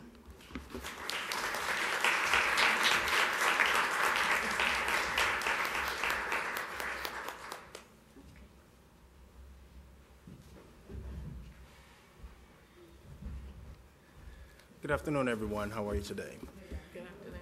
My name is Martise Mills. I'm Vice President, Business Development Manager for FAME Assistance Corporation, which stands for First African Methodist Episcopal Church. We're the development arm of the church itself. I'm not a member of the church, but I do have faith. I'm not a total heathen either. Before I get into what I have written down, I just want to know by a show of hands, how many represent organizations that already have a development existing for individuals, have a development, a housing development for individuals that are living with HIV? How many are interested in finding out how to get a development created? Okay, all right, so now I know how to tailor my comments. Okay. FAME Assistance Corporation started in '92, but the FAME Housing Corporation started in 1988. First AME is one of the oldest, largest African-American churches located in Los Angeles. It has a membership of over 19,000. Through that large membership base, FAME was able to work with local, state, federal government to get the housing development created. For individuals that do not belong to a large organization, I was talking to Mr. Sherwood earlier, as well as the doctor here, and we were talking about the different challenges that organizations face right now. One of the challenges FAME had earlier on, being an African-American church in South Central Los Angeles, the stigma of HIV/AIDS was certainly there, but FAME, our motto actually is first to serve. So the way we overcame that stigma was simply to do what we knew what was right. And as she alluded earlier, I'm a recovering banker, and I can't believe I'm about to say this because the banker in me is just cringing and rolling over. It's not all about the money. Can't believe I just... It's not all about the money, and what you'll find is that us bankers, all we think is bottom line. But there comes a point where you have to do what's best humanistically. And so to overcome the stigma, what FAME did, we didn't hold a committee meeting. We didn't go into the community and say, what do you guys think about this? Because we knew what they thought, because we're part of the community and we know the comments and the views and the perceptions. We just did what we knew what was right. And so what we did was, now the banker is coming back, what was very difficult was finding a funding partner. Finding a funding partner in the middle of South Central to build a development for individuals living with HIV was tougher than nails. It was very, very, very, very tough. But we received about 50 to 60% through the low-income housing tax credit, and that's how we sort of seduced the developer to come in and help develop the Eugene Manor, which it houses 38 for individuals. But our total portfolio of real estate is actually 320 units. But we have about 10% of that dedicated to the Eugene Manor. The other challenge was finding a good location. We wanted to make sure we found a location that was readily accessible to public transportation. Los Angeles is a big area. If you've ever been, you understand if you don't have a car, you're almost dead in water. So we had to make sure that the location was near the bus stops, and the freeways as well. I mentioned how difficult the finance part was, but we were able to secure $1 million from the Los Angeles County Division for Housing. We were able to secure $1 million from Los Angeles City, and we had $3 million plus come in form of a LIHTC. And then we had another $500,000 that was given as sort of soft cost, I guess you would say, for the development of the project that also went to the developer itself. And speaking to Mr. Sherwood earlier as well, I wanted to just state, when you want to do a development, make sure that if you do not have the professional help on the inside, that you go out and seek it. Your jobs are hard enough to go out and do what's right for the individuals that you serve. Going to a bank without having the expertise, going to an organization trying to get new markets tax credits or getting LIHTC, it is going to be that much more difficult if you do not have outside help, someone that knows how to properly manage properties and real estate. One of the questions, one of my talking points was talking about how do we successfully maintain the buildings and the developments once they're created. Because we're large, we have our own property management group. But I would encourage you to find a property management group, invite the president, vice president to sit on a board. This is the cheapest, most effective way to get free help from individuals, is to give them a title, make them feel like, you know, like they have some input. You bring that person to be a part of the board, and that person then can in turn give you the assistance that you need for a deep discount, if not for free. And it's another talking point, how did we maintain our governmental relationships? And I can only say, instead of reading all of this, do what you say you're going to do. In a time of constrained capital and cash flow, all of your funders, whether they be private or public, everybody is strapped for cash, right? So the way that you maintain that relationship is simply deliver on what you say that you are going to do. And just fight like holy hell to make sure that you can deliver and have constant communication. If something is going wrong with the project or you're not going to be able to meet your deliverables, do not wait until the last minute to tell the financing partner. Don't wait until the last minute to talk to the partners themselves. You know, you go out and you create that communication. And it says, what are the dominant lessons learned from FAME's development experience? Make sure you have good partners and make sure that you have the money. One of the worst things that you could do is start a development and have a lot of unforeseen development costs that actually sink a lot of your capital reserves, because at the end of the development, while you have this nice edifice, this building here, and you're prepared to do the service for the clients or the residents in that facility, if you don't have operating capital after it's built, you're going to be dead in the water. It says future housing projects. FAME now has developed what we're calling Project Saver Homes. And on the surface, it would sound as if it's a loss mitigation, preventing foreclosure. It's actually the opposite, because loss mitigation and foreclosure prevention is very defensive. So what we've come to realize is if we help prepare individuals in our community to be better with their finances, that in and of itself will be enough to help them stay off foreclosure.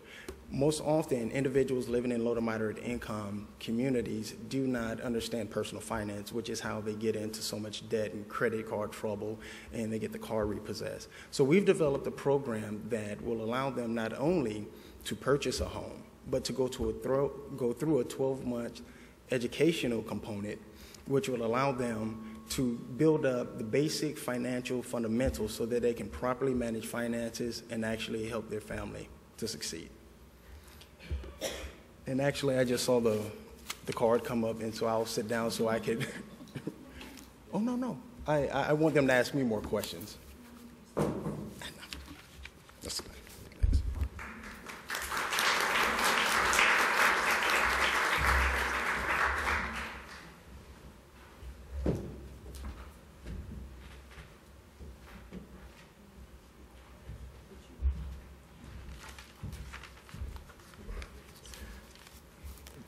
Don't have anything.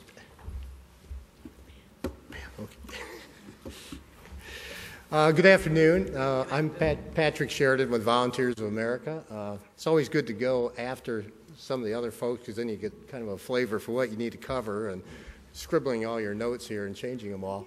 But I thank Martise for that because he really did kind of set up a lot of what I'm going to talk about because I am a housing guy, not necessarily services, but I'm the one that provides the housing that the rest of our organization then can provide the services. For those of you that don't know about the organization, it helps a little bit just to tell how we're organized, then you get a feel for how we deliver services and what we do. We've been around since 1886 when the organization actually split away from the Salvation Army.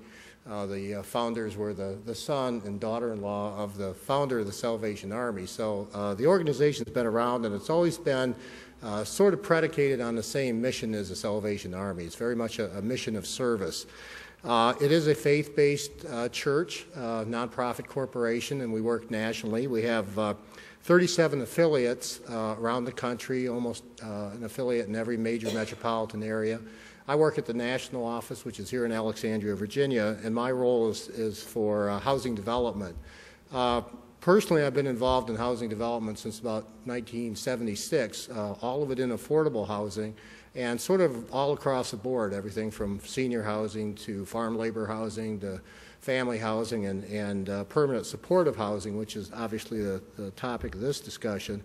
We have about 370 properties around the country with 17,000 units. And the most properties we have are actually senior housing and most units. The second most properties we have are permanent supportive housing. They're traditionally much smaller than our senior housing projects are, so the average unit count is anywhere in some cases between 6 and 30 units or so, but we find that that's really one of the greatest needs that our organization can do. I mentioned our affiliate offices. They are primarily what I'd call the touch organizations. They're the ones that provide the services to the residents, to the communities, and that can take any form from everything basically from Meals on Wheels to foster care, children aging out of foster care, prisoner reentry, all different types, but particularly also HIV/AIDS residents. Our greatest funding program, frankly, in the past, most of what we were able to use as far as funding sources were the HUD 811 program, which is still a strong program, although, of course, we're seeing some of the funding being cut with that. But just to give you a little flavor, we have developed a few properties that were specifically for individuals with HIV/AIDS. Those were all done more toward the middle to late 90s or so. And as treatments improve for individuals with HIV/AIDS, we more or less made a decision that we could treat them more in the general permanent supportive housing facilities rather than dedicating properties strictly for them. So as a result, what we've been focusing on is developing more general permanent supportive housing and frankly, just lately, a large focus on veterans housing. And this is permanent supportive housing for vets that are coming out of the VA hospital system, many of them homeless and many of them afflicted with HIV/AIDS. Right now under construction, we have a 40-unit general population permanent supportive housing property in Toledo, and a second property, 50 units in Chicago, that is particularly dedicated to vets. But we are working on another project in Los Angeles in Martise's area, one in Omaha, a second one in Chicago, and one in Shreveport, Newport News, and Cape Coral, Florida. So we've seen a huge uptick in I'd say the commitment in many cases of trying to house vets, particularly those that need permanent supportive housing, and many of them with need of heavy case management. And we've seen that as a particular area that there are some financial resources that are available that we can go ahead and actually get some of these properties built. As you can tell, my talk's going to be kind of tailored to the hard real estate, I guess, if you will, and what it takes to actually get it built. But I also want to talk about some of the particular challenges involved and how that plays into mission and everything else. First of all, if you make the decision that your organization wants to provide permanent supportive housing, you've obviously got to have that mission, and you've got to have that commitment, because it is not an easy job to do. As I said, my experience is all across the board on affordable housing, and it's tough enough to locate even a senior property that is designed for low-income seniors, let alone any that are for families, special needs folks, whether HIV/AIDS or former offenders, or could be sex offenders. We have a few properties that were actually designed for that. You can just imagine the community challenges you run into and such. One of the good news portions of that is there actually are some funding resources. In some cases, there's such commitment there either by community organizations or in some cases governments to try to help these populations, that there are financial resources there for it. But I'd say there's four principal things you need to be worried about. One of them is funding. A second one, feasibility. A third one, sustainability. And lastly, community acceptance, which maybe should be first, but I'll cover that one last because it's a good setup for Ms. Nickel. Capital to construct or funding, I think, is probably the first thing. And Martise mentioned the low-income housing tax credit program. Frankly, that's the driver for much of what we're able to do in our programs. And with that program, it's an allocation of tax credits you get from a state housing finance agency, which we then resell, which creates equity to be able to build a property. And one of the things we've seen just in the last few years is the larger, more conservative financial institutions, which are typically buyers of low-income housing tax credits, become more accepting of permanent supportive housing tax credit projects. That was not the case, say, 5 years or so ago, and we are finding that there's more interest in their situation of buying credits now. The other types of funding we usually go to is the home program, whether it's administered by a state or by the city. Federal Home Loan Bank is another good source. Housing trust funds, if your state or your city has those. We've been very successful finding donated land in some communities. Chicago has actually been very supportive of doing these types of properties with donated land. Martise mentioned, I think you had land available. Churches are another excellent source. There's many community churches that have extra land. Could be either through donations or it could be unused facilities. But there's an opportunity in those situations to buy or have land donated. Tax abatements, foundations, those are all sources, but one of the things that seems to be a common thread is at the end of the day, you're going to have 5 or 6 different funding sources to be able to pull together enough capital to actually build your property. The second piece is tenant subsidies, and that kind of goes to feasibility. One thing that you'll find across the board is that your residents aren't going to have high incomes, and that's kind of a given, but obviously, if you're going to own and operate a property, you're going to have enough income to be able to operate it. And that's where tenant subsidies come into play. And frankly, this is where HUD and VA come into play, VA particularly when we're talking about veterans properties. But there's a definite need to have some type of tenant subsidy in place, usually through the project-based voucher program, or in the case now, VASH vouchers, that will, in order to or enable residents to be able to have enough income to be able to afford the rents and therefore be able to cover the cost of the property. The third piece is sustainability, and there I'll flip Martise around and say underwriting is extremely important. And you have to make sure that your property is going to cash flow successfully and will cash flow for 10, 15, 20 years out. It's one thing to have mission, but if you're 3 years into a property and you're suffering losses every year, and you can't fill that gap through donations or through the congregations and such, you're going to be out of business before you know it. So putting on the green eye shades and looking at these deals hard when you're putting it together, understanding what your funding sources are going forward, that's really a critical issue.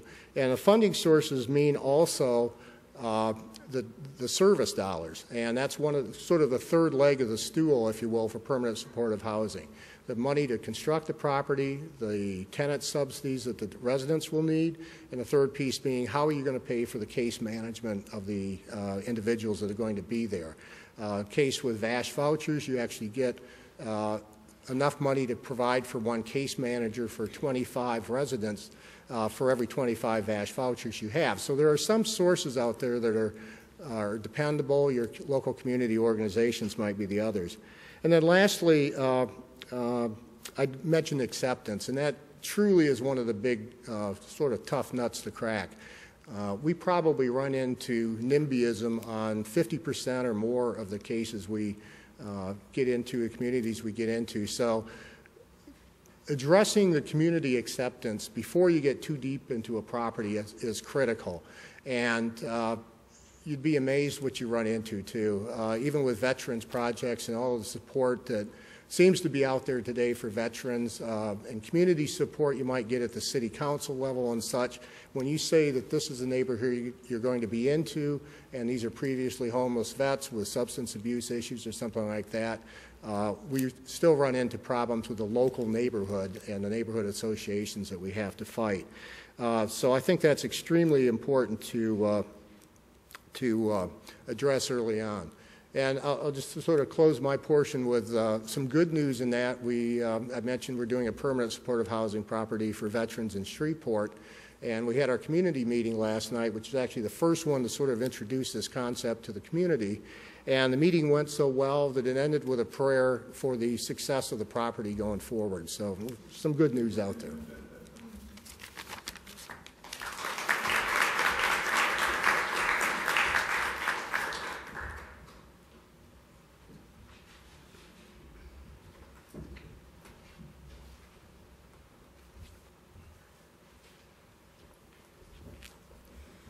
The warm and fuzzy part of the program has now come to an end. I'm Allison Nickel, and as you heard earlier, I do have some extraordinarily long titles. But what you need to know about me is that I am a civil rights lawyer, and I sue people for a living, and I am extraordinarily good at it. So that's where the whole warm and fuzzy part goes out. And my remarks are going to be brief, but I want to thank, I've been in and around the federal government as a civil rights lawyer doing work on HIV and AIDS issues for like 157 years. And in that time, I can truly tell you I have seen the best that government can offer, and I have seen the worst. And I feel extraordinarily lucky and blessed to be working in the Justice Department for Eric Holder and Tom Perez, who's the Assistant Attorney General for Civil Rights, and for a President of the United States who cares enough to talk about this issue publicly, to have an Office of National AIDS Policy staffed with an extraordinary staff of people who could not be more committed to these issues, and who cares enough to have a national AIDS strategy and engage the entire structure of the federal government in working on this issue. So with that as background, what I want to stress today is I want people to remember that living free of discrimination and stigma is a civil rights issue. There are still civil rights issues that are unresolved around this virus and the way that people are treated, including with respect to, although not exclusively, with respect to housing. There are 3 major civil rights laws that protect people with HIV and AIDS from discrimination: in employment, education, the provision of government services, access to medical care, the full range of things that people engage in their lives. The Americans with Disabilities Act, the Rehabilitation Act, and the Fair Housing Act, which is probably of most interest to the people in this room. The Justice Department, where I work, enforces all of these civil rights laws.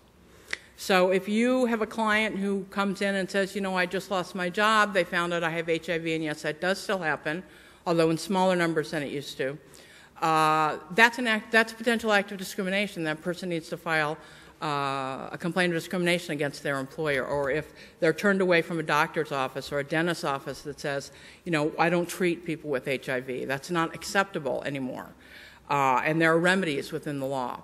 I think part of the disconnect with people getting to understand that, and we do think that HIV discrimination is still very much underreported, is because of the use of the word disability. And people with HIV, in the absence of any other medical conditions, don't necessarily think of themselves as disabled. They think of the disabled as people who use wheelchairs, who are amputees, who are disabled veterans, who are blind, who are deaf. But for legal purposes, people with the virus, whether they have symptoms or not, and people with AIDS are in fact covered by the disability discrimination laws. And so I'm trying to get that word out. One of the things that I wanted to talk a little bit about is with respect to housing. Well, we see a lot of discrimination in zoning. You want to build one of these housing complexes, you want to build a care facility or a medical care facility for people with HIV, you are going to likely encounter resistance within the community, and the local zoning board may turn down your permit. That can be a provable act of discrimination. If they're saying you can't have this kind of medical facility or housing facility here because it's going to serve a population of people with HIV and AIDS, that is a potential act of discrimination if that is proven to be the reason. The zoning issues can be addressed both under the Americans with Disabilities Act, also under the Fair Housing Act. And the only reason that makes a difference is that it makes a difference where you file the complaint. We have now made it at the Justice Department, it has never been easier to file a complaint of discrimination at the Justice Department. We have a dedicated webpage, www.ada/AIDS. If you go to that webpage, the second click is how to file a complaint. So this is a one-click process. You go to ADA/AIDS, you click on complaint, you can file your complaint directly on the website with us. So we're hoping that this kind of virtual access that people will now have to being able to file discrimination complaints will help us with our drill-down work in trying to get the message out to people that that you can, in fact, file complaints of discrimination with the federal government. With respect to a housing issue, you file that the way you would any other kind of housing issue. You file it with HUD within 100 days. If they can't resolve it, they send it to the Justice Department Housing Section, and those are the people that engage in first negotiations and usually a lawsuit with people in order to resolve that. I think our greatest challenge at the Justice Department is finding these cases at the granular level. I think people who are discriminated against, there's still a lot of stigma associated with this virus, as there are with many other disabilities. People are engaged in trying to live their life. You lose your job, your focus is getting another job. You can't get housing, your focus is getting housing. And this is sort of a second step focus of why this happened to you and why it's important for you to pursue this as a civil rights issue. So we're sort of asking for all of your help. We are fully prepared. We stand shoulder to shoulder every day with people who've been discriminated against. We think it's incredibly important for people to come out about that because that, in part, is the remedy for the persistent strain of stigma and discrimination that people with the virus still face. And one of the ways to tamp down stigma, of course, is for people to be out about what's happened to them and to address that in some public way. I want to just talk about a single case of discrimination in the housing context because I think it's important to kind of put in focus what actually happens to people. And this is a case from only about a couple years ago. This isn't a case from the early 80s or the late 80s or the early 90s. This is stuff that happened the day before yesterday.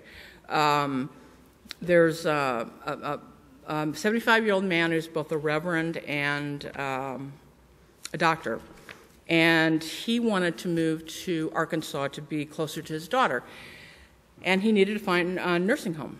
And so Dr. Frank went with his daughter and looked at a number of places, found one that was acceptable to him, filled out all the paperwork, including all of his medical conditions, all the medications he's taking, all the kinds of things you have to do. There was never a problem. He moves in. The very next day, he is unceremoniously told, "We didn't realize you had HIV. You can't stay here anymore." After having moved, his whole life across the country. He was represented in a piece of litigation by the Lambda Legal Defense and Education Fund, who does LGBT issues, but also very much at the forefront of HIV discrimination issues. There was a large settlement, the terms of which have not been disclosed. But I just want people to understand that that's very common for people to be still to be turned away from housing, to be turned away from nursing homes, medical care, and sort of implore all of you to try and work with us in encouraging people to come forward and to stand up for themselves. And if they're willing to stand up for themselves, you know, I will stand shoulder to shoulder with each one of them. And together, we need to engage in this fight against discrimination and stigma together, because that's really the only way that we are going to be able to defeat it. Thank you.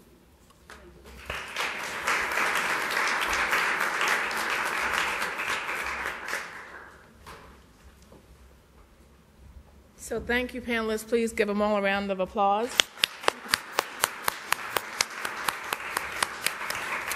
And I believe we have some questions that were given, so I'm going to... This one is for Matrice Mills, our banker, reform banker. Okay. Here is your question. AME churches are conservative and not particularly welcoming to gays, addicts, and others who are high risk of contracting AIDS. How did FAME develop such a progressive and compassionate policy on HIV and AIDS? Okay. Can you guys hear me? Can you hear me? Okay.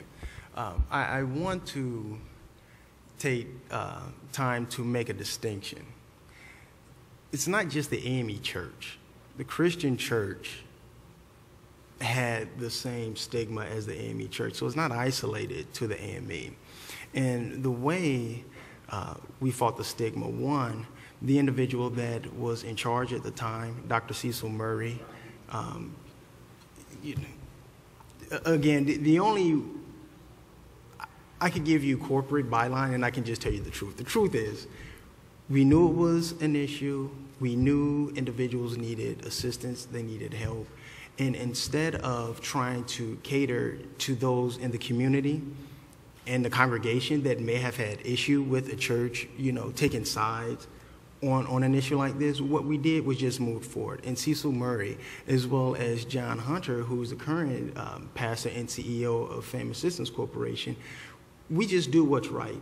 And for all of the opposition that you get, we know in our hearts that we're doing, again, what is the best thing for our community, because AIDS, HIV affects African Americans and Hispanic Americans at such a very high rate, especially in Los Angeles, California, that it would be, it's not prudent to ignore that individuals need assistance. And so again, we're first to serve, and we don't segment who we serve based on race or skin color. We just do what we know to be right.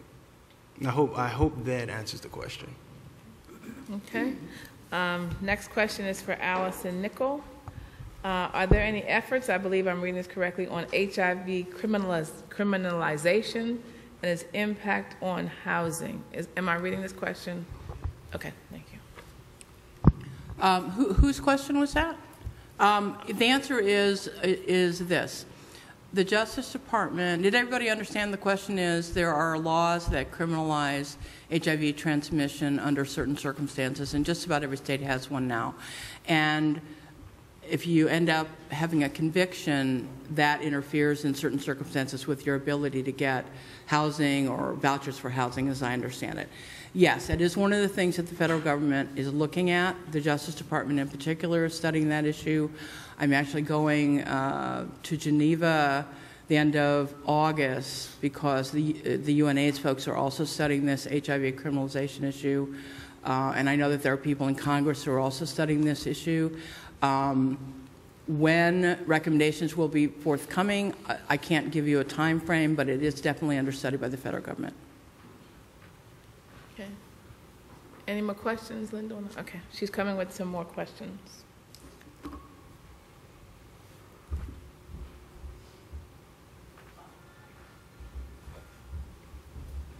My age is starting to tell on me, so give me a minute with the reading. Okay. This is not addressed to anyone, but I will ask it of the general panel. There is a new group of HIV positive persons, seniors, anyone on the panel or in your department addressing it. And the issue is homelessness and discrimination in senior care communities. There is fear and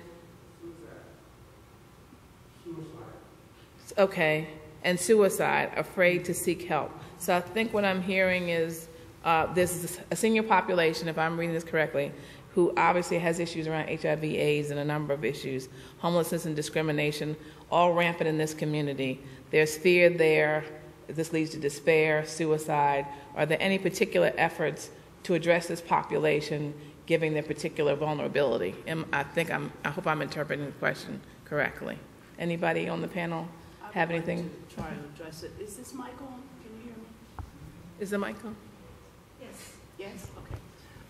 I'll just say the aging adult has the same issues to a large extent that everyone else does. Then they have the issue of aging.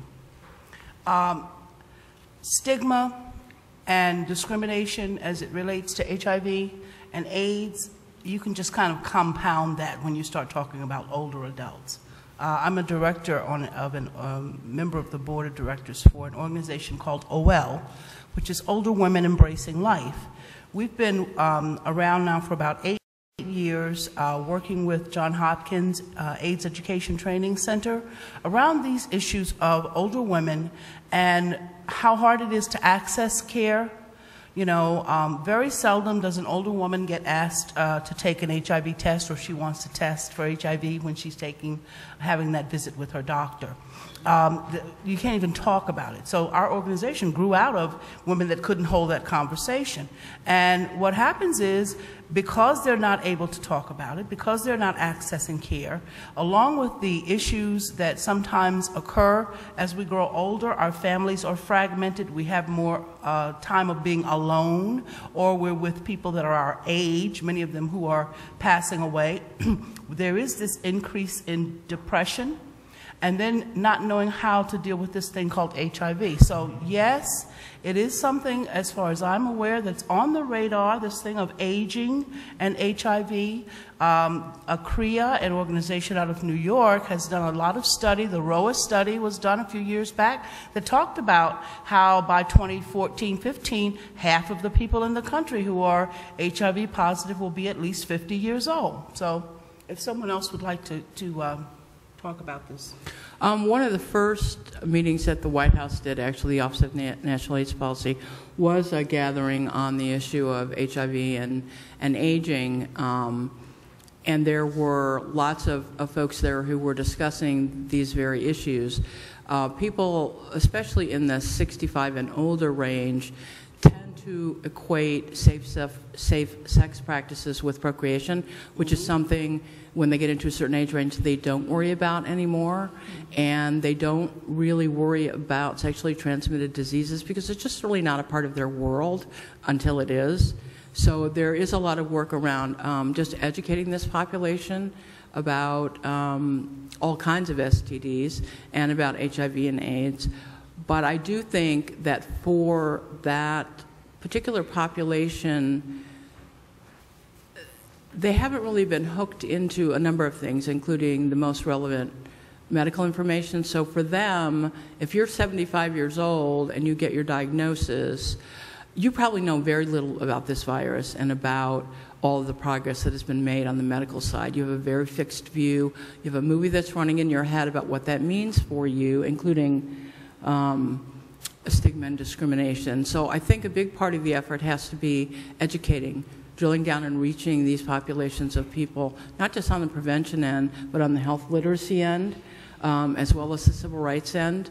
But it is going to be, I mean, that's part of, you know, Chris Bates and I were sitting at this meeting on HIV and aging saying, oh my God, we finally get to come to a meeting about HIV and aging. That's incredible.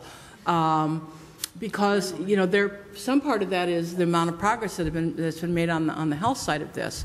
But as with all things, as people age, they need, you know, routine body maintenance, and they're encountering doctors who don't want to treat them. They don't have to talk to their grandchildren about this. And it is a persistent and I think a growing problem, but there are lots of smart people who are working on it. Yes. There's a lot of effort around it.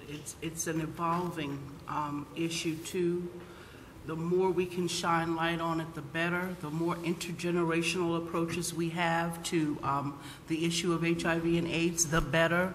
The more we look at families, strengthening families, strengthening communication, undergirding education about it, finding innovative ways to carry those messages, even if it's not labeled HIV, the better. So. Okay, so this is a set of 3 questions. I'm going to try to sort of group them because they have to do with housing and money. So, one asks, where do you get most of your funding sources, from private or government?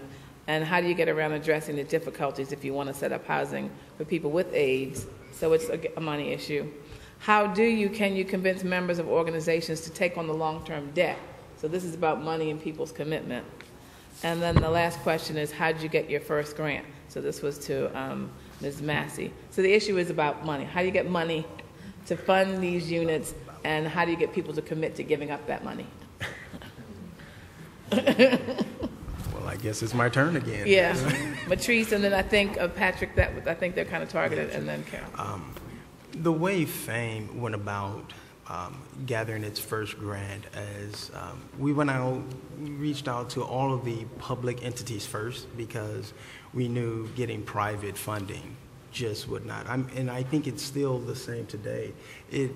You would be very, very hard pressed to go to Bank of America or JP Morgan Chase and say, I need a loan for this development. It just realistically, it would not really happen. So what we did was went to local government, and we formed relationships with those entities, and we made ourselves aware of what pots of money would be out there that we could utilize and tap into to create the development.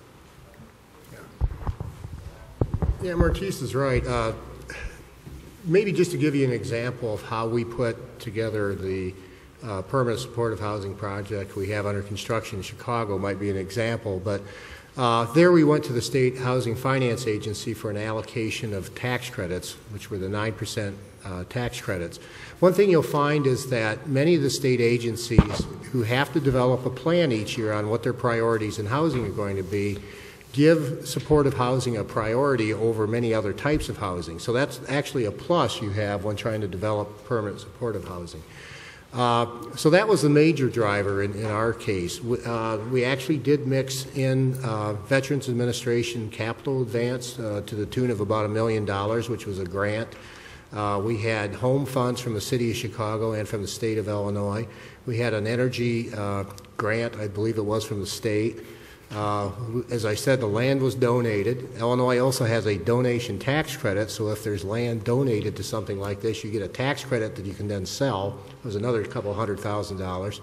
So it's a case of pulling all those types together, but in most cases, I don't think you're going to find, say, foundations, or there might be the cases, you mentioned the banks, there are community lending sides or the foundations related to the big banks at times will consider these types of projects. It just depends on, like who's in your locality. But the one comment about the trying to convince your board, let's say, to take hard debt, we'll typically use a construction loan, which might come from a bank or somebody like that for construction, but it usually gets paid off at the end of construction with soft money, meaning either these home funds or something like that. And I think it's extremely important for permanent supportive housing to not try to carry hard debt service, because you're looking at funding sources after closing that are a little bit sketchy at times, and you don't really want to have to worry about, can you make a debt payment from a local bank. Okay, so we're about, thank you very much. I thought you handled those really well. Everybody did. And obviously we have 2 more questions here, but if you would allow me, what I will do is give the questions to the individuals to whom they were addressed, and I'm sure they will be kind enough, if you want to identify yourself or work through Linda, to have your 2 questions answered specifically, because these are very generous people up here on the panel, and I know they're willing to answer. So the 2 more questions that have gone unanswered, and I think there's a gentleman in the front who has a question. who he hasn't had a chance to get on the table. So we will, if there are any more questions, we will gather them, give people an opportunity to email you or reply to you, I think individually or in some other way, so that everybody gets their questions addressed. Well, let me again thank the panel, and I have, I think, 1 minute to do a roundup. So what I believe I heard was what you just got was Programmatic Development and Sustainability 101. I think that's what you heard from this panel. So that for organizations and other entities interested in doing this work, you have a foundation laid before you in terms of knowledge, and you also have a group of people who I believe you can seek information from. I heard 4 key things. One was this notion of stigma. I've heard that all through today, understanding and dealing with stigma. This is a major public health issue, and the stigma happens at multiple levels, institutional levels, interpersonal level, and also I'm hearing some intrapersonal, people dealing with the stigma within themselves. And certainly as public health practitioners, this is an issue that we need to be concerned about and never let get off of our, out of our sight in terms of dealing with it. Next, I heard strategic planning. You're not going anywhere if you don't have a plan. Get a good plan, have good partners. To have a good plan, you need education and knowledge.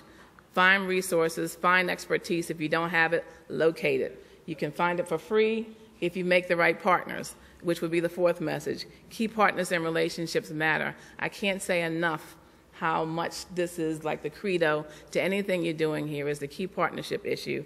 And if you have those, develop those, these other things will come. And I think the last thing is you have a hammer in the government where around this issue of HIV, AIDS, and discrimination, and don't be afraid to use it. So thank you, panel, and thank you, audience.